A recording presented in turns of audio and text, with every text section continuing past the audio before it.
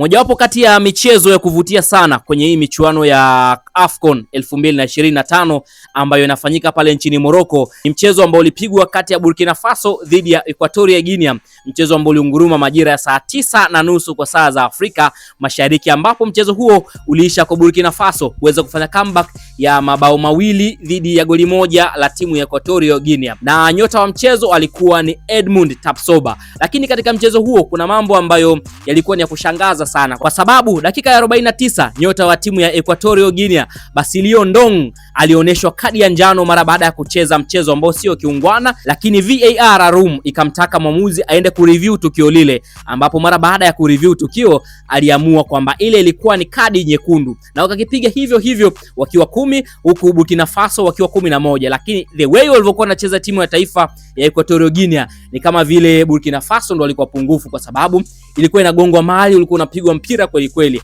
ambapo dakika ya 85 Marvin Aniebo aliandikia Equatorial Guinea bao la kwanza, ambapo baada ya hapo Equatorial Guinea walianza kusakamwa sana na timu ya taifa ya Burkina Faso, lakini jitihada ziligonga mwamba. Equatorial Guinea walionekana kama vile wameshaumudu mchezo, ambapo walifanikiwa kushika bomba kweli kweli na kuzuia kila aina ya mashambulizi, licha ya wachezaji wa timu ya taifa ya Burkina Faso kuwa na majina makubwa na wenye exposure zaidi ambao wanacheza barani Ulaya. Lakini Equatorial Guinea walihakikisha basi na wao wanakaza mpaka dakika 90 zinakamilika, kisha zikaongezwa dakika 8, ambapo hizo dakika 8 ndo zilikuwa dakika za hatari zaidi kwa timu ya taifa ya Burkina Faso, ambapo walifanya mashambulizi baada ya mashambulizi kuelekea katika lango la timu ya taifa ya Equatorial Guinea, ambapo katika zile dakika 8 mpaka inafika dakika 94 bado walikuwa wanaongozwa kwa bao moja. Dakika 95 walipata bao kupitia kwa George Minungu akipokea assist safi ya Dango Ouattara, kabla ya dakika ya 98 tena ambayo ilikuwa dakika ya mwisho ya mchezo